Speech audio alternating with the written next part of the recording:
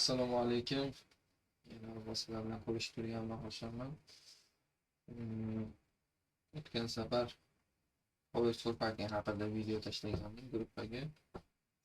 O'tkazida muammo bo'lyapti ko'pchilikda. Shuni ko'rsatib o'tib ketaman. Videoni kesmayman. Boshdan qilib takrorlasalarni, xudo xolasa hammasi to'g'ri uslubda bo'ladi. Hop, Telegram kanalga tashlab qo'yganman. Maskacha qilib olganman. Bu narsani o'shalarda topib turadi. Misol rабочий stolga bitta papkani ochib olinglar. Masalan, papkani ochib olib, papkani o'ziga tashlab olinglar. Tashlab olsanglar mana shu holatda chiqadi. Windows 10 da shunday o'zida извлечить turadi. Извлечить shu papkani o'ziga arxivni tiklashtiradi. Windows 11 larda mana oxirida paket дополнительный parametrda mana извлечить Power Packing o'ziga turadi. Mana shunga shu papkani o'ziga chiqarib olamiz. Hop, chiqarib olganimizdan keyin mana bizda ma'lum bir oyna paydo bo'ldi.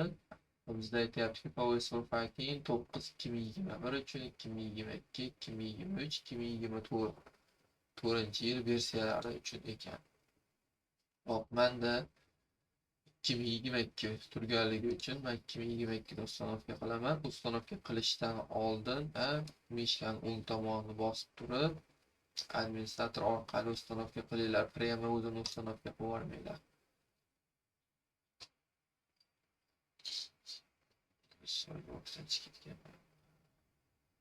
So'rayapti.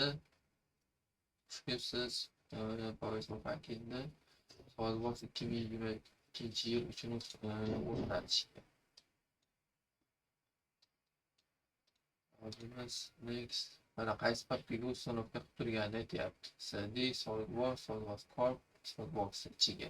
Bu o'zgartirilmaydi. SolidWorks o'ziga ustanovka qilsin. Agar sizlarda mabodo SolidWorks D diskga yoki boshqa diskga o'rnatib turilgan bo'lsa, agar shu yerda boshqacha ko'rsatilib turgan bo'lsa, qaysi papkaga o'rnatgan bo'lsalaring, change'ni bosib, o'sha papkani ko'rsatib qo'yinglar. Ya'ni shu SolidWorks shu fayldagi papkani qaysi diskga o'rnatgan bo'lsalar, o'sha diskni ko'rsatib qo'yinglar. O'zi avtomatik menimcha agar D disk o'rnatilgan bo'lsa, o'zi avtomatik topib turib sizlarga chiqarib berish kerak. Agar chiqarmasa, chetdan to'g'rilab qo'yinglar. Okey. Hammasi ustanovka qilishni boshlaydi.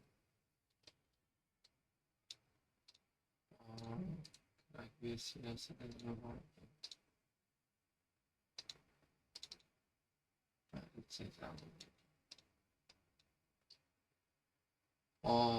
Finish. Okey. O'qiymiz. Kopiyalisizda hop, shuni deyapti. Hozir ustanovka qilgan papkani ichiga nima qilib qo'yinglar, tushirib qo'yinglar deyapti.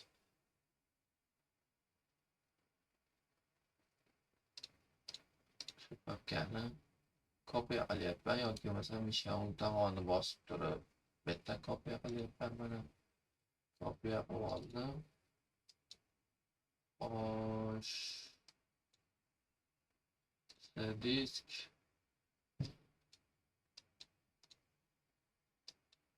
program file qaysi program file SolidWorks Corp ichida SolidWorks PDM mana SolidWorks Corp olim hozir chiqaman. Hop, mana SolidWorks Corp ichiga SolidWorks ichida. Endi shu joyga e'tibor qilinglar. Agar sizlarda 2 ta yoki 3 ta SolidWorks o'rnatilgan bo'lsa, mana yerda SolidWorks 1 bo'lmaydi. SolidWorks 2, SolidWorks 2, SolidWorks 3 degan narsalar paydo bo'ladi. Iloji bo'lsa hammasini ichiga solib qo'yinglar shuni. SolidWorks nimasini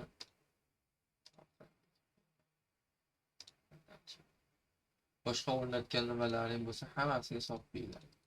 Hop, endi SolidWorks kiramiz.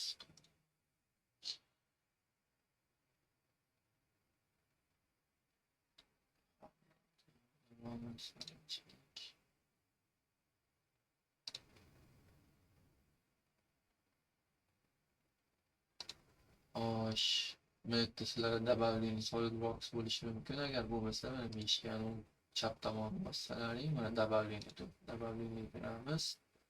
Hop, mana bu yerda Power Full Packing versiya 8 iyun degan yozuv chiqib qoldi. Shuni qo'shib qo'yamiz. Okay.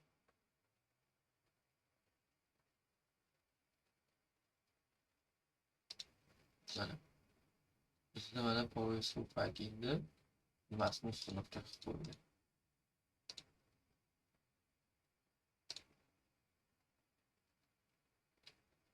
Endi shunday o'zimiz xohlagan sistemamizni qo'shib turib, ko'paytirib turib, okeyga bosib,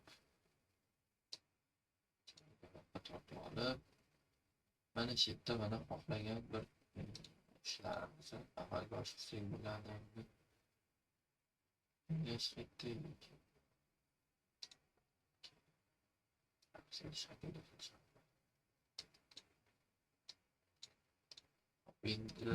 boshqatdan tekshirib ko'ramiz.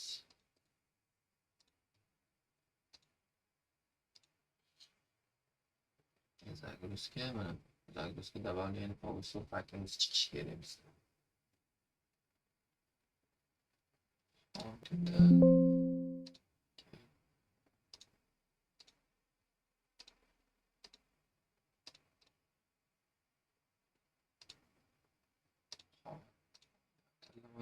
Shu oila bo'yicha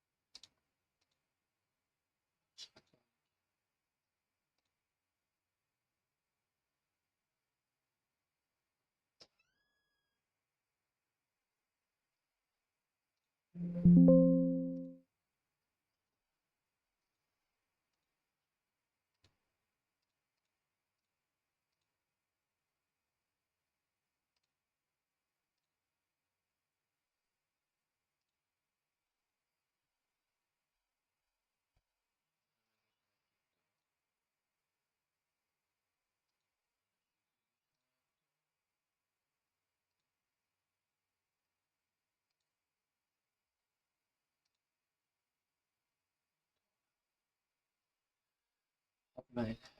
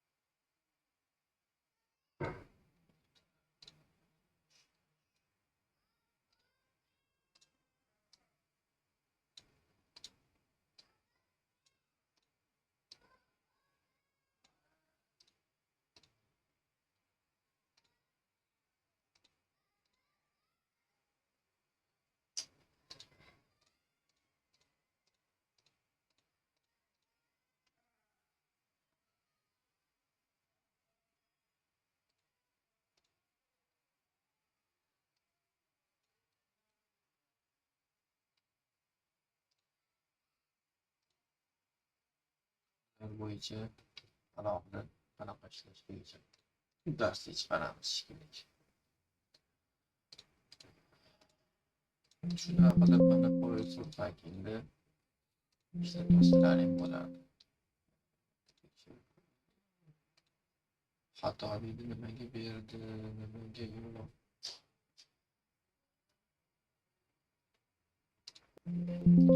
Bitta berdi, men ishlarni tanlamadim, yuzlarni tanlab turib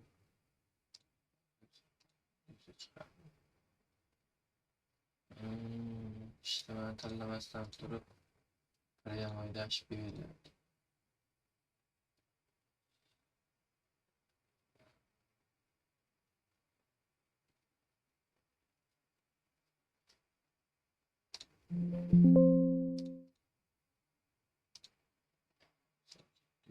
Tanlab olib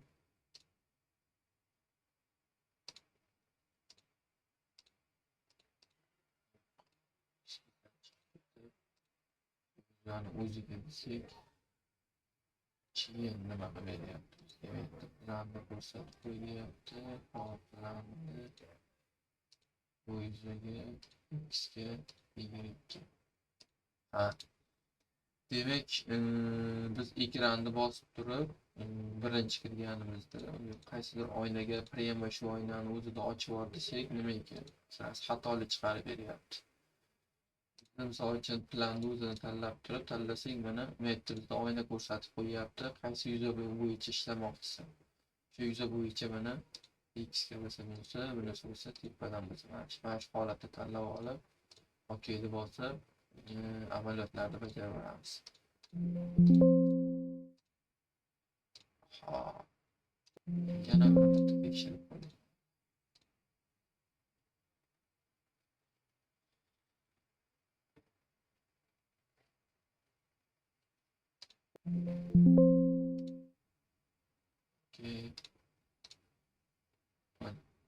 Bittada o'ziga kirib olsalaring, mana bu yerda oynani hosil qilib olaverasiz. Mana yerda o'zi ko'rsatib turibdi. Qaysi tomondan bu tomon, OK deb bosib, shu taraf bo'yicha ishimizni davom ettirib ketaveramiz. Agar so'chib yuzani tanlab turib, birinchi SolidWorksga birinchi kirganimizda yuzani tanlab turib bosib birinchi kirganda ashga beryapti. Xo'p, endi men buni hozir 9 versiyasini tortdim.